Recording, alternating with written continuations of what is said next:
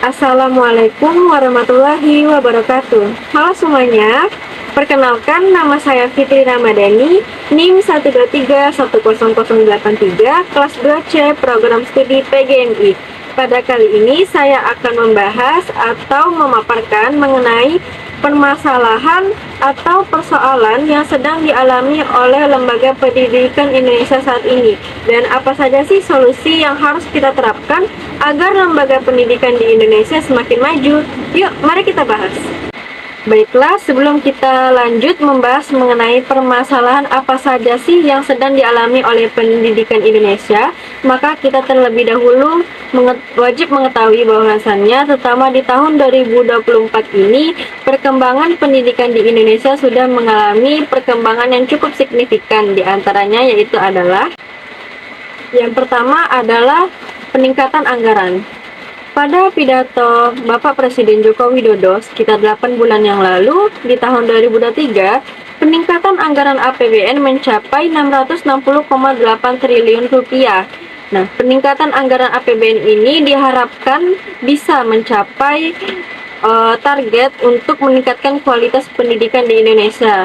Lalu yang kedua adalah penerapan kurikulum merdeka. Kurikulum merdeka ini sudah diterapkan sejak tahun 2022 kemarin dan berjalan hingga sekarang.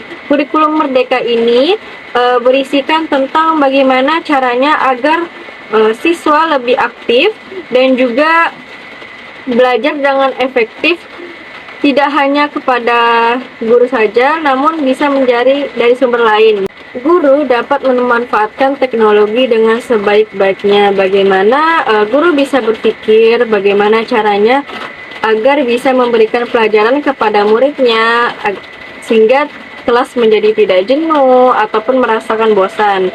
Nah, yang terakhir terkait teknologi tadi, diharapkan dengan semakin berkembang pesatnya teknologi saat ini bisa dimanfaatkan dengan sebaik-baiknya. Contohnya dengan penggunaan seperti pembelajaran jarak jauh, yaitu lewat daring ataupun online seperti lewat Zoom, Meet, dan sebagainya. Dan juga mencari informasi dan sumber materi lewat internet. Nah, setelah kita membahas mengenai perkembangan pendidikan di Indonesia yang sudah cukup signifikan, kini kita kembali membahas mengenai persoalan apa saja yang masih menjadi kendala dalam mewujudkan pendidikan Indonesia semakin maju saat ini. Yang pertama itu adalah akses pendidikan yang masih kurang merata. Perlu kita ketahui teman-teman, terutama di pedesaan itu masih banyak sekali kekurangan sekolah-sekolah, dan juga masih banyak anak-anak yang belum bisa bersekolah, padahal sudah memasuki usia di mana mereka itu sudah harus belajar, karena akses ini masih belum dipandang oleh pemerintah sekitar dan juga masih belum bisa difasilitasi, terutama bagian gedung, uang, anggaran, dan sebagainya. Sehingga akses pendidikan terutama di pedesaan ataupun pelosok daerah ini masih sangat-sangat kurang. Dan hal inilah yang perlu diperhatikan oleh pemerintah sekitar. Yang kedua yaitu adalah kesejahteraan dosen dan juga guru. Seperti data yang saya sudah baca, bahwasanya ternyata masih banyak sekali dosen maupun guru yang menerima gaji masih di bawah upah minimum mereka. Apalagi terutama yang menjadi kecemasan saat ini adalah guru honorer, di mana terutama di pedesaan sana masih banyak guru yang mendapatkan gaji sekitar 200, 300 maupun 500 dan juga sebagainya. Hal ini yang perlu kita perhatikan agar tenaga pendidik di Indonesia ini tidak semakin berkurang, dengan cara memperhatikan juga upah ataupun gaji mereka. Apalagi untuk saat ini, sarjana pendidikan tidak hanya cukup untuk bisa langsung terjun mengajar ke sekolah-sekolah, akan tetapi harus mengambil profesi prajabatan guru kurang lebih selama 1 tahun untuk bisa mengajar ke sekolah-sekolah. Hal inilah yang menjadi kekhawatiran para mahasiswa saat ini, terutama mahasiswa program studi pendidikan.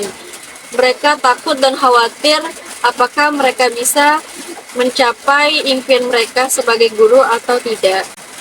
Yang ketiga adalah penerapan teknologi. Kenapa penerapan teknologi? Di balik perkembangan teknologi yang memberikan banyak manfaat bagi kita saat ini, akan tetapi ternyata juga tidak terlalu memberikan dampak positif untuk teman-teman kita di daerah pelosok sana ataupun pedesaan, dikarenakan secanggih apapun teknologi, banyak di antara mereka di sana yang masih kurangnya fasilitas seperti listrik, jaringan, ataupun segala macam.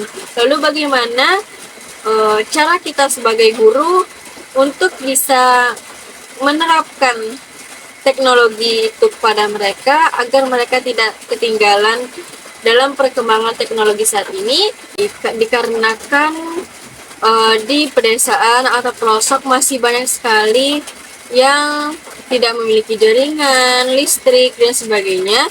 Lalu bagaimana sih cara kita untuk bisa mengimplementasikan perkembangan teknologi kepada mereka? Yang pertama adalah kita tidak harus memaksakan keadaan, misalnya dengan menggunakan proyektor, laptop, dan segala macam.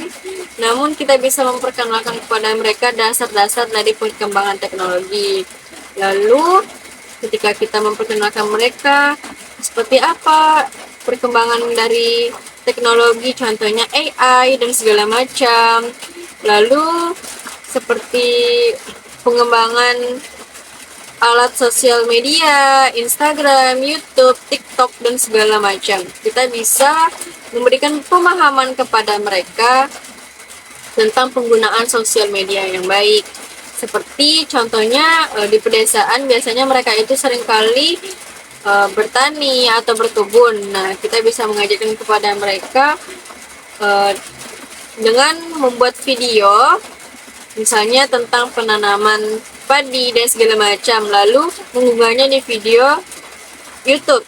Nah, itu adalah sedikit pembahasan mengenai penggunaan teknologi kepada mereka. Terus yang kedua yaitu adalah peningkatan literasi. Yang kita tahu adalah Indonesia ini merupakan negara yang minimum di mana masyarakatnya itu kurang membaca atau literasi. Kita patut untuk menanamkan pentingnya membaca sejak dini agar Indonesia tidak mengalami ketertinggalan pendidikan daripada negara lainnya. Lalu yang ketiga yaitu adalah upaya pemerintah dalam menyetarakan atau memberikan akses pendidikan yang juga sama antara perkotaan dan juga pedesaan. Terutama di pedesaan, di bagian pelosok, pemerintah harus lebih selektif atau lebih teliti lagi, terutama pada sekolah-sekolah yang mungkin pembangunannya sudah jelek ataupun anak-anak atau siswa yang harusnya di umur mereka itu harus belajar, tapi mereka rata-rata pada bekerja, itu juga harus menjadi perhatian para pemerintah saat ini. Lalu seterusnya yaitu adalah bagaimana cara agar tenaga pendidikan di Indonesia ini tidak semakin menurun, yaitu adalah mensejahterakan antara tenaga pendidik di Indonesia, yaitu adalah guru dan dosen, di mana harus memberikan upah ataupun gaji yang sesuai dengan tenaga kerja mereka, karena dosen maupun guru adalah penentu di mana anak-anak akan berpikir bagaimana kedepannya mereka akan seperti apa, bagaimana mereka bisa mempertahankan bangsa Indonesia agar tidak ketertinggalan zaman dan juga tidak kalah maju dengan negara lainnya.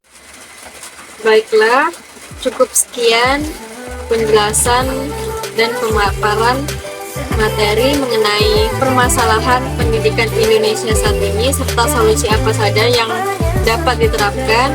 Saya mohon maaf jika masih banyak sekali terdapat kesalahan baik dari pengucapan, maupun perbuatan. Saya akhiri. Wassalamualaikum warahmatullahi wabarakatuh.